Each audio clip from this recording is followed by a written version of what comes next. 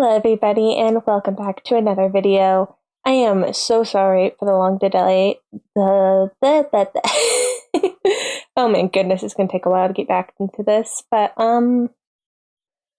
so I lost power several times because of a really bad storm. So I didn't have access to the internet or a place to charge my laptop, which is what I do everything on. So that is why there has been no videos or really updates aside from like the messages I left, which I did from my phone, which has data. And I mean, I know I could have like hotspotted it, but I didn't even want to try and attempt to upload a YouTube video using a hotspot. I did not think that would go well. So yeah, that's why there's a big delay and everything. But I am very easily distracted. All right. Sorry, I just had to. Right. So today's video is inspired by a comment from Gibbon123 _. And I am so sorry if I did not pronounce that right. But I want to preface this with is what they asked for is to make a tutorial on how to make a bigger map and we can move the camera with the mouse cursor. And I tried. I tried really hard and I did come up with a solution, but it isn't, I don't think, exactly what they wanted. So here, let's dive in. All right, so let me first walk you through this. So this map is 30 by 30, which I just changed the width and height here. And see, my screen width and height is set to the default height, so is the UI area, but it's all default, so 30 by 30 will mean that this entire map is bigger than the screen. And for a normal, hold on, let me just, I know. Normal size would be 17 by 13, and that will fit exactly in the default map size. So ignore those. Those are different videos that will be hopefully coming out soon.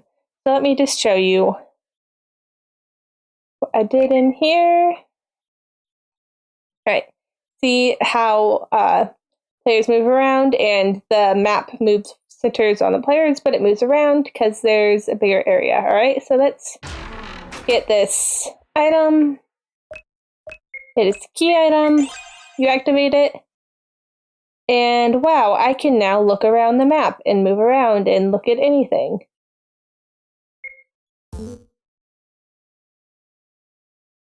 Eee.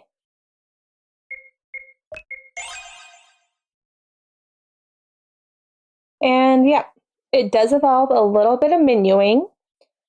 So if you had a plugin or you wanted to, you could set it to any quick action button. I think there is this Visual Stella common event button plugin that you could use and something like that to do it. But here, let me show you how I did it. So this is just regular treasure chest, nothing important about it. It just gives you item. This one is set to the switch telly, which I just did because it's short for telescope. It's just a regular switch. And that is there. This would be set to your player. So you could have a test to see if actor there is in the party. Do that, and then and then just have a bunch of different ones for every actor you could have. But let me show you the common event behind it all. So first, this is Rant, where you at. I use this so often, but it just sets a variable of player X and Y to the map of X and Y of the player, which is under game data, character, player, map, X or Y. And then it gets what map the player is on. And then I also have it set to get the region ID. That is not relevant for this specific event. All right. So here, we're actually going to ignore this part for now and scoot down here. to where, so it'll run that common event I just showed you, and then it'll gather followers. This just means any trail you have behind the character moves, so they're all situated on one tile. Then it'll turn the player through on, move this event right here, the one I was just talking about, to where the player is. So you're moving it to the player's X and Y. Turn on telly, then turn the player transparent. Then you remove any players you may have in the party. Then you add arrow, which I'll show you in a second. What that is, then it turns transparent off, make sure through is still on, turns on direction fix, turns off stepping animation and off walking animation.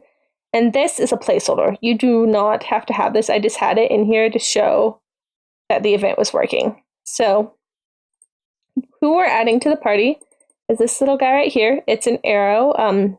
You could fill this entire thing out and you would not have to worry about walking and stepping. I just figured it was easier to turn that off and on. I might have used this guy in a couple of different videos. You do not have to do that. Instead, what you could do instead of this whole mess is you could just literally just turn the player transparent and do nothing else. You could also make a little, like, here, let me paint. You could just have like a little, like the thing on cameras that show you where your focus is, depending on how you're using this. You could have that. You could do anything in that place. And you could turn it invisible and just everything and have them just look around. You can get creative with it. Like, this is just kind of the bare bones thing you can do. And so that activates the event. You can move around. Then you have to enter the menu again, use the item, and since the telly event will be on, it'll fade out screen, transfer the player back to their original spot. Then it'll add the party members back, remove arrow, and then turn everything that I turned on off and everything that I turned off on. Turn the telly switch off, fade in the screen, and then that's, again, the placeholder to make sure that the event is working. So, we just show you one more time. Get the item. See, you saw the gather followers. Uno walked into me, and now I am free to move about.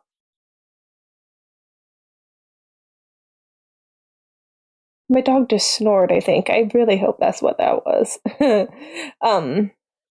But yeah, that's that. And then to get out, you just pull up key item again.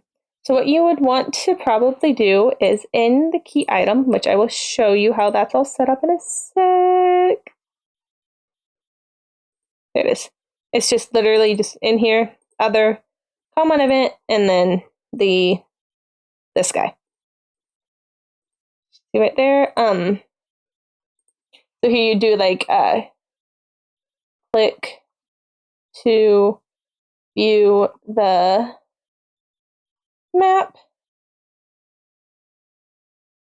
flush, exit, map, click again to exit. So that way you just know, click in, click out. It's a key item, so not consumable, can only use it from the menu screen, you cannot use it in battle. And yeah.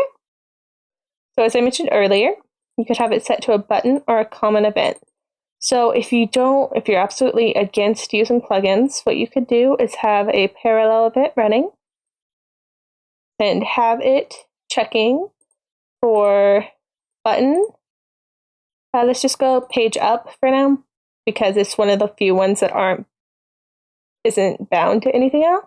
If it's being triggered, I like triggered. I don't know why. It just works best for me. And then control self switch A. You're going to want to loop this, but I always like using labels because they seem to not drop the frame rate to like non-existent.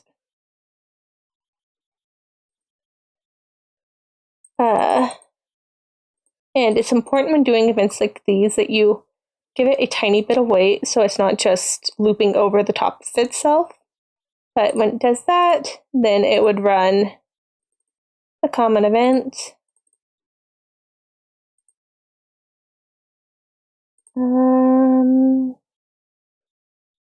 Where's common event? Why am I blanking on where common event is? Here it is.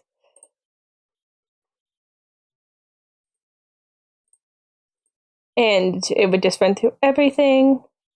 And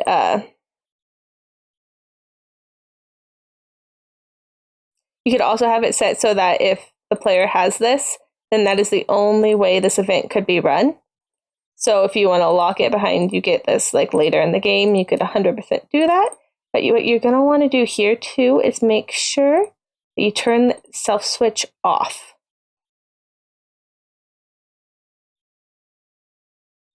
And make sure it's to auto run so it freezes the player while it does this.